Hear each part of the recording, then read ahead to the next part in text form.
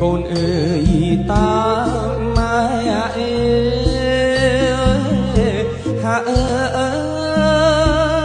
យតាមម៉ែងើយពុកមិនណាយបានថែ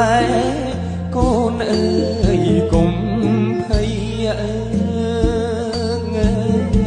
យកូនអើយកូនភ័យ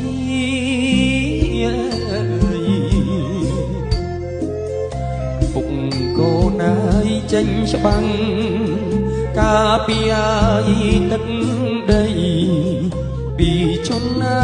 យអប្រិយចូលមកងាយឆ្លៀនពៀនណាបងប្អូនអើយពីសឹក